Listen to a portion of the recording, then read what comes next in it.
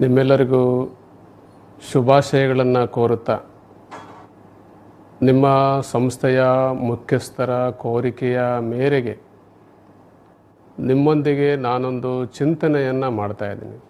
ನಿಮಗೆಲ್ಲ ಗೊತ್ತಿರ್ಬೋದು, ಭಾಳ ಜನ ಭಾಷಣ ಮಾಡ್ತಾರೆ, ಉಪನ್ಯಾಸವನ್ನು ನೀಡ್ತಾರೆ.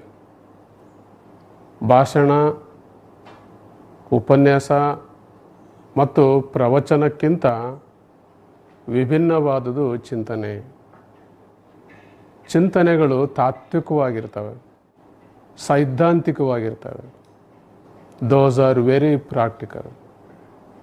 ವಿ ನೀಡ್ ಪ್ರಾಕ್ಟಿಕಲ್ ನಾಲೆಡ್ಜ್, ಪ್ರಾಯೋಗಿಕ ಜ್ಞಾನ.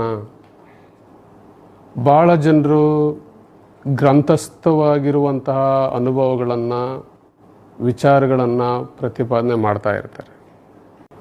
ಆ ಗ್ರಂಥಸ್ಥವಾಗಿರುವಂತಹ ಬುಕ್ ನಾಲೆಡ್ಜ್ ಅಂತ ಏನು ಕರಿತೀವಿ, ಅದಕ್ಕಿಂತಲೂ ವೈವಿಧ್ಯತೆಯಿಂದ ಕೂಡಿದೆ ಈ ಚಿಂತನೆ. ಚಿಂತನೆ ಅಂದರೆ ಈಗಾಗಲೇ ನಾನು ಹೇಳಿದಂತೆ ಪ್ರಾಯೋಗಿಕವಾಗಿರುವಂಥ ಜ್ಞಾನ.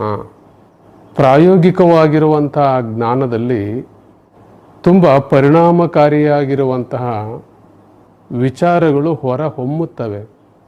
ಕಾರಣ, ಇವತ್ತು ನಾನು ನಿಮ್ಮಗಳ ಜೊತೆಯಲ್ಲಿ ಒಂದು ವಿಷಯ, ಎ ಟಾಪಿಕ್, ಮಾನವ ಮಹೋನ್ನತಿ, ಸಬ್ಲಿಮಿಟಿ ಆಫ್ ಹ್ಯೂಮನ್ ಬೀಯಿಂಗ್ ಅನ್ನುವಂತಹ ಚಿಂತನೆಯನ್ನು ಮಾಡಿದೆ. ಮಾನವ ಮಹೋನ್ನತಿ, ಉನ್ನತಿಯ ಕಡೆಗೆ ಅವನು ಸಾಗಬೇಕು ಅನ್ನೋದಾದರೆ ರಿಲೀಸಿಂಗ್ ಫ್ರಮ್ ದೀಸ್ ಆಸ್ಪೆಕ್ಟ್ಸ್, ಇವುಗಳಿಂದ ಅವನು ತನ್ನನ್ನು ತಾನು ಬಿಡಿಸ್ಕೋಬೇಕು. ಅವುಗಳು ಯಾವುವು ಅಂತ ವಿಚಾರ ಮಾಡ್ತಾ ಹೋದಾಗ, ಫಸ್ಟ್ ಆಫ್ ಆಲ್ ದುರ್ಮತಿ means wickedness or crookedness. It spoil our life. ದುರ್ಮತಿ ಹೆಸರೇ ಹೇಗಿದೆ ನೋಡಿ, ಆ ಶಬ್ದವೇ ಹೇಗಿದೆ ನೋಡಿ, ದುರ್ಮತಿ ಅರ್ಥಾತ್ ದುಷ್ಟ ಬುದ್ಧಿ. ನಾವೆಲ್ಲರೂ ಮಾನವ ಶರೀರವನ್ನು ಧರಿಸ್ಕೊಂಡು ಬಂದಿದ್ವಿ. ಈ ಮಾನವ ಶರೀರವನ್ನು ಧರಿಸ್ಕೊಂಡು ಬಂದಿರುವಂತಹ ನಮ್ಮಗಳ ಬದುಕಿನಲ್ಲಿ ಯಾವುದೇ ಹಂತದಲ್ಲಿಯೂ ದುರ್ಮತಿ ಅನ್ನುವಂಥದ್ದು ಇರಬಾರ್ದು. ಅಂದರೆ ದುರ್ಬುದ್ಧಿ, ದುಷ್ಟ ಬುದ್ಧಿ. You have to get victory against that wickedness or crookedness, cruelty. ನಾನು ಆಗಾಗ ಹೇಳ್ತಾ ಇರ್ತೀನಿ, ಮಾನವ ಆಕೃತಿಯಲ್ಲಿ ಮಾನವನಾಗಿದ್ದಾನೆ. ನಮಗೆ ಭಾಳ ದೊಡ್ಡ ಸವಾಲು ಅಂತಂದರೆ ಕೃತಿಯಲ್ಲಿ ಮಾನವರಾಗಬೇಕು. Good deeds towards real human beingness. ಒಬ್ಬ ಉತ್ತಮ ಪ್ರಜೆ ಆಗಬೇಕು, ನಾಗರಿಕ ಆಗಬೇಕು, ಮಾನವರಾಗಬೇಕು ಅನ್ನೋದಾದರೆ ಉತ್ತಮವಾಗಿರುವಂತಹ ಕಾರ್ಯಗಳನ್ನು ನಾವು ಮಾಡಬೇಕು. ಆಕೃತಿಗಳು, ಆಕೃತಿಯಲ್ಲಿ ಕೃತಿ. ನಮ್ಮ ಕೃತಿಗಳು ನಾವು ಮಾನವರಾಗಿದ್ದೇವೆಯೇ ಅಥವಾ ದಾನವರಾಗಿದ್ದೇವೆಯೇ ಅನ್ನುವಂತಹದನ್ನು ತೋರಿಸ್ತವೆ. ಇಡೀ ಬದುಕು ಇರುವುದೇ ಉನ್ನತೀಕರಣಕ್ಕೋಸ್ಕರವಾಗಿ. ಬದುಕನ್ನು ನಾವುಗಳು ಉನ್ನತೀಕರಿಸಿಕೊಳ್ಳುತ್ತಾ ಹೋಗಬೇಕಾಗಿದೆ. ಆ ದಿಸೆಯಲ್ಲಿ ದುರ್ಮತಿ ಅನ್ನುವಂತಹದನ್ನು ಮೊದಲು ನಾವುಗಳು ಒಡೆದು ಹಾಕಬೇಕು. ಯಾರ ಬದುಕನ್ನು ಅದು ಕಾಡಬಾರ್ದು. ಎಲ್ಲಿ ದುರ್ಮತಿ ಇರುತ್ತದೆಯೋ ಅಲ್ಲಿ ದುರ್ಗತಿ ಇರುತ್ತದೆ. Where there is wickedness there must be poverty. ದುರ್ಗತಿ, ಗತಿ ಇಲ್ಲದೇ ಇರುವವರು, ಗತಿ ಇಲ್ಲದೇ ಇರುವಂಥ ಒಂದು ಸ್ಥಿತಿ. ದುರ್ಗತಿಯ ಸಂಘವನ್ನು ನಾವು ಮಾಡಿದರೆ ದುರ್ಗತಿ ಅನ್ನುವಂಥದ್ದು ಕಟ್ಟಿಟ್ಟ ಬುತ್ತಿ. ಅಂತಹ ದುರ್ಗತಿಯನ್ನು ನಾವು ತಂದ್ಕೋಬಾರ್ದು. ಎಲ್ಲಿ ದುರ್ಮತಿ ಮತ್ತು ದುರ್ಗತಿ ಇರುತ್ತದೆಯೋ ಅಲ್ಲಿ ಅಧೋಗತಿ ಇರುತ್ತದೆ, ಸ್ಟೇಟ್ ಆಫ್ ಡ್ಯಾಮ್ನೇಷನ್. ಈ ಮೂರರ ಒಳಗಡೆಯೂ there is inter connection between these points. ಒಂದರ ಒಳಗಡೆ ಒಂದು ಇದೆ. ಅಧೋಗತಿಯ ಕಡೆಗೆ ಹೋಗಬಾರ್ದು ನಾವು. It is not a good thing, good decision. ಮಾನವ ಬದುಕಿನ ಒಂದು ದೊಡ್ಡದಾಗಿರುವಂತಹ ಸವಾಲು ಅದು. ಉನ್ನತಿಯ ಕಡೆಗೆ ಹೋಗುವುದು, ಉನ್ನತಿಯ ಕಡೆಗೆ ಹೋಗಬೇಕಾಗಿರುವಂಥದ್ದು ಎಲ್ಲರ ಬದುಕಿನ, ಇಡೀ ಮಾನವ ಬದುಕಿನ ಬಹುದೊಡ್ಡ ಸವಾಲು ಅದು. ಎಲ್ಲ ದಾರ್ಶನಿಕರು, ವಿಜ್ಞಾನಿಗಳು, ತತ್ವಜ್ಞಾನಿಗಳು ಅವರೆಲ್ಲ ಬದುಕನ್ನು ಆರಂಭಿಸಿಕೊಂಡ್ರು. ಅವರ ಮುಂದೆ ಬೃಹತ್ತಾಗಿರುವಂಥ ಸಮಸ್ಯೆಗಳಿದ್ವು. ಲೈಕ್ ಬಸವಣ್ಣ, ಗೌತಮ ಬುದ್ಧ, ಜೇಸಸ್, ಪೈಗಂಬರ್, ಸಿಮಿಲರ್ಲಿ ಗಾಂಧೀಜಿ, ವಿವೇಕಾನಂದ, ಬಾಬಾ ಸಾಹೇಬ್ ಅಂಬೇಡ್ಕರ್. ಇವರೆಲ್ಲರೂ ಎಲ್ಲಿಂದ ಬಂದರು? ಫ್ರಮ್ 0 ಪಾಯಿಂಟ್, ಶೂನ್ಯ ಸ್ಥಿತಿಯಿಂದ ಎದ್ದು ಬಂದರು. ಬಂಡವಾಳದಿಂದ, ಶ್ರೀಮಂತಿಕೆಯಿಂದ ಎದ್ದು ಬಂದವರು ಅನ್ನುವುದಕ್ಕಿಂತ ಶೂನ್ಯ ಸ್ಥಿತಿಯಿಂದ ಎದ್ದು ಬಂದರು. They used to put their effort in every step from 0 point. ಶೂನ್ಯದಿಂದ ಅವರು ಎದ್ದು ಬಂದರು. They were from 0 point. That 0 point has its own education, experience, exposure. You don't neglect that 0 point. This is the realization of life. Proudly I would like to share with you, I am also from 0 point. Means poverty. Poverty, ಬಡತನ ಅನೇಕ ವಿಧವಾಗಿರುವಂತಹ ಶಿಸ್ತಿನ ಪಾಠಗಳನ್ನು ಕಲಿಸುತ್ತದೆ. It gives you many lessons which are related to your life. ಹಣ, ಅಧಿಕಾರ, ಅಂತಸ್ತುಗಳಿಂದ ಎದ್ದು ಬಂದವರ ಬದುಕು ಅದು ವಿಸ್ತಾರವಾದ ಬದುಕು ಆಗಿರಲಿಕ್ಕೆ ಸಾಧ್ಯವಿಲ್ಲ.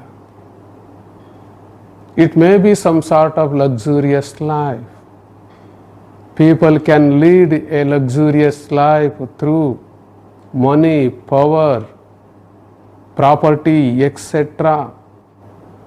That's why you have to realize something.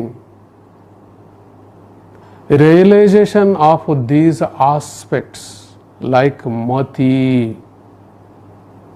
means intelligence, brilliance, and then wisdom, viveka. ನಮಗೆ ಇವತ್ತು ಮತಿ ಬೇಕು, ಬುದ್ಧಿವಂತಿಕೆ ಬೇಕು, ವಿವೇಕ ಬೇಕು, ವಿಚಾರ ಬೇಕು. ಮತಿ ಅಂತಂದರೆ ಶುದ್ಧವಾದ ಬುದ್ಧಿ. ಮತಿ ಬುದ್ಧಿ ಅದು. ನಾವು ಫಸ್ಟ್ ಆಫ್ ಆಲ್ ಬುದ್ಧಿವಂತರಾಗಲಿಕ್ಕೆ ಪ್ರಯತ್ನವನ್ನು ಮಾಡಬೇಕು. ಬುದ್ಧಿವಂತಿಕೆ ಅರ್ಥಾತ್ ಮತಿವಂತಿಕೆ, ಮತಿವಂತಿಕೆ ಅರ್ಥಾತ್ ಬುದ್ಧಿವಂತಿಕೆ. ಬಹಳ ಜನರು ಬುದ್ಧಿವಂತರಾಗಿದ್ದಾರೆ. ಬುದ್ಧಿವಂತಿಕೆಯು ಕೇವಲ ತನ್ನ ಉದ್ಧಾರವನ್ನು ಮಾತ್ರ ಮಾಡುತ್ತದೆ. You don't bother about it. ಮೊದಲು ಬುದ್ಧಿವಂತಿಕೆಯನ್ನು ನೀವು ಸಂಪಾದನೆ ಮಾಡಿಕೊಳ್ಳಿ. ಬುದ್ಧಿವಂತಿಕೆ ಮತಿವಂತಿಕೆಗಿಂತ ಶ್ರೇಷ್ಠವಾಗಿರುವಂಥದ್ದು ಪ್ರಜ್ಞಾವಂತಿಕೆ. ಆ ಮತಿಯಿಂದ ನಾವು ಸುಮತಿ ಎ ಗ್ರೇಟ್ ನಾಲೆಜ್. ಬುದ್ಧಿವಂತ ಮೋಸವನ್ನು ಮಾಡಬಹುದು. It is possible. ಮತಿವಂತರೂ ಕೂಡ ಮೋಸವನ್ನು ಮಾಡಬಲ್ಲವರಾಗಿದ್ದಾರೆ. ಆದರೆ ಪ್ರಜ್ಞಾವಂತರು ಮೋಸ ಮಾಡುವವರಲ್ಲ. ದೇಶದಲ್ಲಿ ಜಗತ್ತಿನಲ್ಲಿ ವಿದ್ಯಾವಂತರು ಇದ್ದಾರೆ, ಬುದ್ಧಿವಂತರು ಇದ್ದಾರೆ. ಆದರೆ ಪ್ರಜ್ಞಾವಂತರು, elite class, enlightened personalities, they never cheat others. This is the goal of our life. ನನ್ನ ಜೀವನದಲ್ಲಿ ಎಂದಿಗೂ ಯಾರಿಗೂ ನಾನು ಮೋಸ ಮಾಡುವುದಿಲ್ಲ. I try to be a committed person. I don't cheat anybody. ನಾನು ಯಾರಿಗೂ ಮೋಸ ಮಾಡೋನು. I don't give chance to cheat others to me. ನಾನು ಮೋಸ ಮಾಡುವುದಿಲ್ಲ, ಮೋಸಕ್ಕೆ ಒಳಗಡೆ ಆಗುವುದೂ ಇಲ್ಲ ಅನ್ನುವಂಥ ಒಂದು ಕಮಿಟ್ಮೆಂಟ್ಗೆ ನಾವು ಒಳಗಡೆ ಆಗಬೇಕು. ಆ ದಿಸೆಯಲ್ಲಿ ನಮಗೆ ಇವತ್ತು ಬೇಕಾಗಿರುವಂಥದ್ದು ಪ್ರಜ್ಞಾವಂತಿಕೆ. ಪ್ರಜ್ಞಾವಂತಿಕೆಯು ಅದು ಶುದ್ಧವಾಗಿರುವಂಥ ಬುದ್ಧಿ. ಅದು ಸದ್ಬುದ್ಧಿ, ವಿಶಾಲವಾಗಿರುವಂಥ ಬುದ್ಧಿ, ಶ್ರೇಷ್ಠವಾಗಿರುವಂಥ ಬುದ್ಧಿ. ಅದು ನಮಗೆ ಹೇಳುತ್ತದೆ, ನೀನು ಬದುಕು, ಬೇರೆಯವರನ್ನು ಬದುಕಲು ಬಿಡು. You live, let live. ನೀನು ಬದುಕು, ಬೇರೆಯವರನ್ನು ಬದುಕಿಸು. It is very good strategy or logic. You have to apply such kind of strategy or logic day to day life. ಆ ದೃಷ್ಟಿಯಿಂದ ಪ್ರಜ್ಞಾವಂತರು ಎಂದಿಗೂ ಮೋಸ ಮಾಡುವುದಿಲ್ಲ. ಯಾಕೆ ಅಂತಂದರೆ ಅವರು ಪರಹಿತವನ್ನೇ ಬಯಸುತ್ತಾರೆ. Those are philanthropical personalities. Philanthropy is the major attitude or function of great men or preceptors. ಪ್ರಜ್ಞಾವಂತಿಕೆ ಪರಿಣಾಮಕಾರಿಯಾಗಿರುವಂತಹ ಒಂದು ಬೋಧನೆಯನ್ನು ನೀಡುತ್ತದೆ. ವೆರಿ ಎಫೆಕ್ಟಿವ್ ಟೀಚಿಂಗ್ಸ್, ಪರಿಣಾಮಕಾರಿಯಾಗಿರುವಂತಹ ಬೋಧನೆ. ಪರಿಣಾಮಕಾರಿ ಬೋಧನೆಯ ಜೊತೆಯಲ್ಲಿ ಪ್ರಾಮಾಣಿಕತೆ, ಹಾನೆಸ್ಟಿ, ಡೆಡಿಕೇಶನ್, ಸಮರ್ಪಣ ಭಾವ, ಈ ರೀತಿಯಾಗಿರುವಂತಹ ಮಾನವೀಯ ತುಡಿತಗಳು, ಮೌಲ್ಯಗಳ ತುಡಿತಗಳು ನಮ್ಮ ಒಳಗಡೆ ಇರಬೇಕಾಗ್ತದೆ. ಆವಾಗ ನಾವು ಪ್ರಜ್ಞಾವಂತರಾಗ್ತೀವಿ. ಬುದ್ಧಿವಂತ, ವಿದ್ಯಾವಂತ ಇವೆರಡು ಆಗುತ್ತಲೇ ನಾವುಗಳು ಹೃದಯವಂತ ಆಗಬೇಕು. ಹೃದಯವಂತ ಆಗುವುದೇ ಬದುಕಿನ ದೊಡ್ಡ ಸಾರ್ಥಕತೆ ಅಂತ ನಾನು ಭಾವಿಸುತ್ತೇನೆ. ಆ ದಿಸೆಯಲ್ಲಿ ಮತಿವಂತರಾಗೋಣ. ನಂತರದಲ್ಲಿ ಸುಮತಿ, ಗ್ರೇಟ್ ನಾಲೆಜ್, ಉತ್ತಮವಾಗಿರುವಂಥ ಒಂದು ಜ್ಞಾನ. ಪ್ರಭುದೇವರಂತಹ ಯೋಗ ಸಾಧಕರು, ಶಿವಯೋಗ ಸಾಧಕರು, ಅವರು ಜಗತ್ತಿಗೆ ಹೇಳಿದ್ದು ಏನು? ನಿನ್ನೊಡವೆ ಎಂಬುದು ಜ್ಞಾನರತ್ನ ನೋಡ, ಕೆಡಗೊಡದೆ ನೀನು ಅಲಂಕರಿಸಿದೆಯಾದಡೆ, ನಿನ್ನಿಂದ ಬಿಟ್ಟು ಸಿರಿವಂತರಿಲ್ಲ ಕಾಣ ಗುಹೇಶ್ವರ. ನಿನ್ನ ನಿಜವಾಗಿರುವಂಥ ಒಂದು ಸಂಪತ್ತು, A real treasure, which is the real treasure. Prabhudeva says knowledge, awareness, enlightenment is your permanent property. Permanent asset.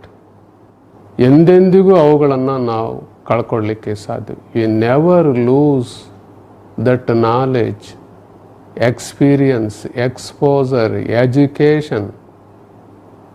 ಆ ದಿಸೆಯಲ್ಲಿ ನಾವುಗಳು ಚಿಂತನಾ ಮಗ್ನರಾಗಬೇಕಾಗಿದೆ, ಕ್ರಿಯಾಶೀಲರಾಗಬೇಕಾಗಿದೆ. ಮತಿ, ಸಾಧ್ಯವಾದರೆ ಸುಮತಿ.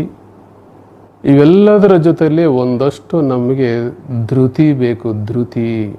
ಎಲ್ಲ ಧರ್ಮಗಳು ನೀನು ಧೃತಿಗಿಡಬೇಡ. Don't be bother, afraid. You don't afraid. Don't lose your patience or tolerance. ನಮಗೆ ಇವತ್ತು ಧೃತಿ ಬೇಕು. ಧೃತಿ means ದೃಢತೆ.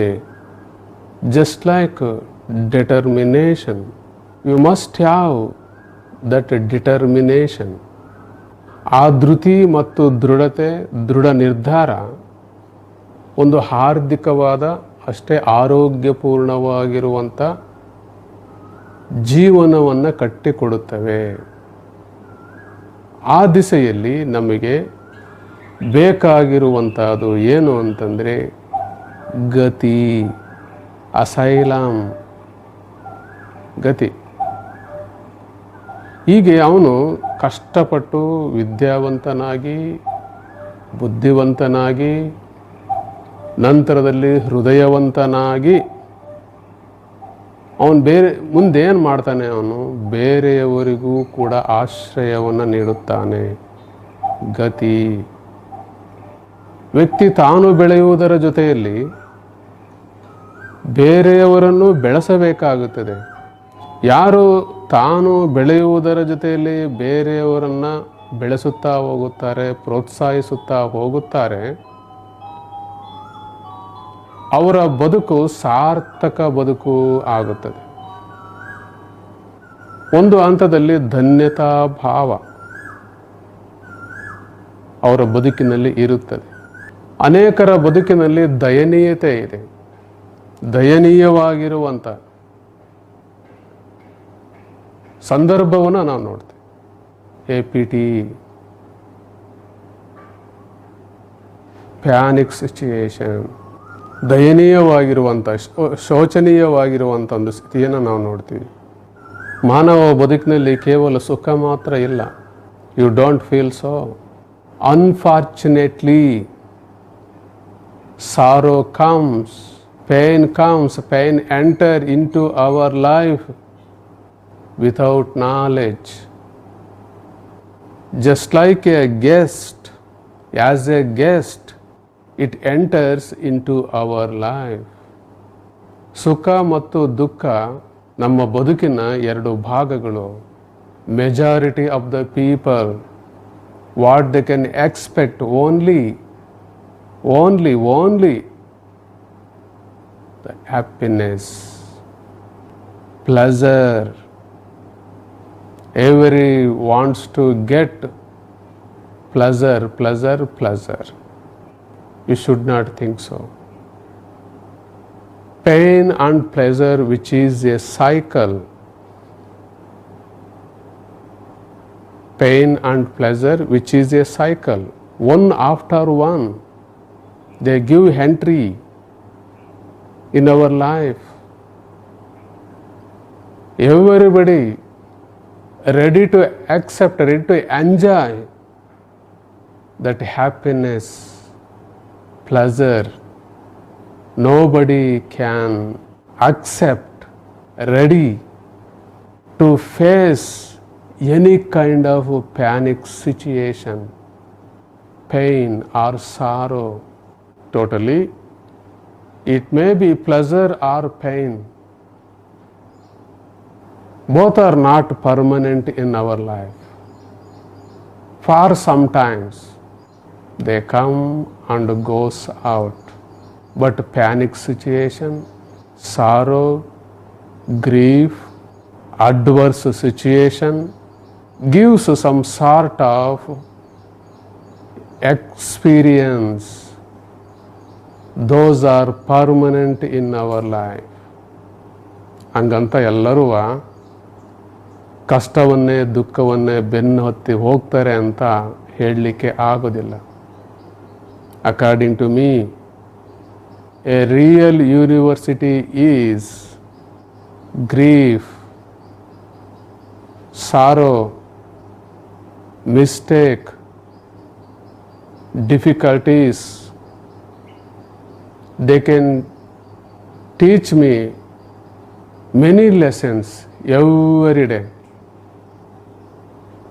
A person who faces a lot of panic situation, sorrow, difficulties, he or she would become a knowledgeable person, a great person one day. ಅದಕ್ಕೆ ನಾವುಗಳು ಗತಿಶೀಲರಾಗಿ ಪ್ರಗತಿಯ ಕಡೆಗೆ ಪಯಣವನ್ನು ಮಾಡಬೇಕು. You have to start a journey towards progress. ಪ್ರಗತಿ, ಎಲ್ಲರೂ ಪ್ರಗತಿಯನ್ನು ಬಯಸುತ್ತಾರೆ. ಗತಿಶೀಲರಾಗಿ ಪ್ರಗತಿಶೀಲರಾಗಬೇಕು. But progress is not easy. ಸುಲಭ ಅಲ್ಲ ಅದು.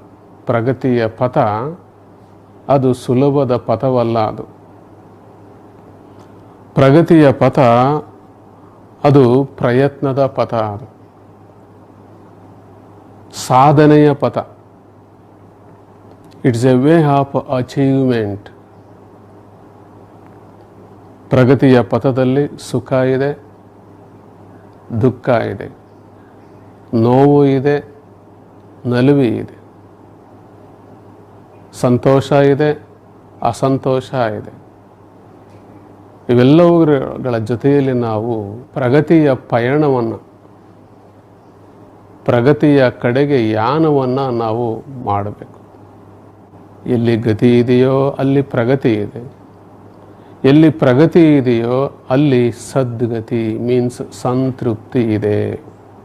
ಗತಿ ಪ್ಲಸ್ ಪ್ರಗತಿ ಈಕ್ವಲ್ಸ್ ಟು ಸದ್ಗತಿ ಆರ್ ಸಂತೃಪ್ತಿ,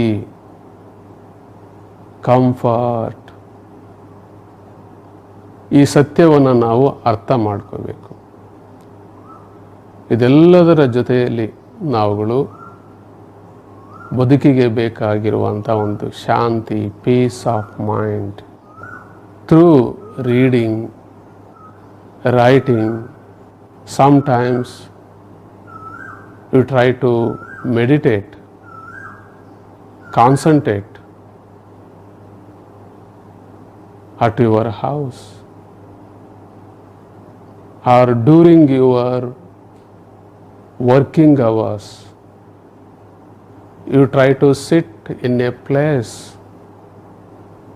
be calm and quiet for few minutes, means silence.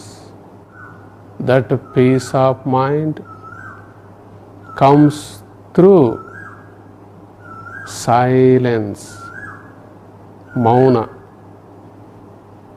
ಮೌನದ ಮುಖಾಂತರವಾಗಿ ಧ್ಯಾನ, ಧ್ಯಾನದ ಮುಖಾಂತರವಾಗಿ ಮೌನ. ಅದಕ್ಕೆ ಶಾಂತಿಯು ನಮಗೆ ಪ್ರೀತಿಯನ್ನು ಬೋಧಿಸುತ್ತದೆ. You love everybody, even your enemies also. ಶಾಂತಿ, ಪ್ರೀತಿ, ರೀತಿ ಇದೆಲ್ಲದ ಜೊತೆಯಲ್ಲಿ there may be some sort of ethics, professional ethics. ಅಂಥ ಒಂದು ಉದ್ಯೋಗಸ್ಥ ಬದುಕಿನಲ್ಲಿ, ಎಲ್ಲರ ಬದುಕಿನಲ್ಲಿಯೂ ಈ ಶಾಂತಿ, ಪ್ರೀತಿ, ರೀತಿ, ನೀತಿಯ ನಡುವೆ ಒಂದು ಮುಕ್ತಿ ಇದೆ, ಲಿಬರೇಷನ್. ಅಂಥ ಒಂದು ಮುಕ್ತಿಯನ್ನು ನಾವು ಅನುಭವಿಸುವಂಥ ಚಿಂತನೆಯನ್ನು ಮಾಡಬೇಕಾಗಿದೆ. ಇಲ್ಲಿವರೆಗೆ ನನ್ನ ಚಿಂತನೆಗಳನ್ನು ನೀವು ಕೇಳಿಸ್ಕೊಂಡಿದ್ದೀರಾ. ಬಹುತೇಕ ಇಂಥ ವಿಚಾರಗಳು ಎಲ್ಲರ ಬದುಕಿಗೂ ಬೇಕಾಗ್ತವೆ. ಅವುಗಳನ್ನು ನಾವು ಪಡ್ತೀರಾ ಅನ್ನುವಂಥ ಒಂದು ಭಾವನೆ. ನಿಮ್ಮ ಸಮಯ, ನಿಮ್ಮ ಸಹನೆಗೆ ನಿಜವಾಗಲೂ ಧನ್ಯವಾದವನ್ನು ಹೇಳ್ತೀನಿ. ನಿಮ್ಮೆಲ್ಲರಿಗೂ ಶುಭವಾಗಲಿ. ದಾವಣಗೆರೆ ವಿಶ್ವವಿದ್ಯಾಲಯದ ಕುಲಪತಿಗಳು ಈ ಒಂದು ಚಿಂತನೆಗೆ ಒಂದು ವೇದಿಕೆಯನ್ನು, ಅವಕಾಶವನ್ನು ಅವರು ಮಾಡಿಕೊಟ್ಟಿದ್ದಾರೆ. ಕೊರೋನಾ ಬಂದಿರುವಂಥ ಸಂದರ್ಭದಲ್ಲಿ ಈ ರೀತಿಯಾಗಿರುವಂಥ ಚಿಂತನೆಗಳು ಬೇಕು ಅನ್ನುವಂಥ ಆಶಯವನ್ನು ವ್ಯಕ್ತಪಡಿಸಿ ನನ್ನಿಂದ ಇಂಥ ಅಮೂಲ್ಯವಾಗಿರುವಂಥ ಅನ್ವರ್ಥಕವಾದ ವಿಚಾರಗಳನ್ನು ಅವರು ನಿಮ್ಮೆಲ್ಲರಿಗೆ ತಲುಪಿಸುವಂಥ ಸಂದರ್ಭವನ್ನು ತಂದುಕೊಂಡಿದ್ದಾರೆ. ಅವರಿಗೆ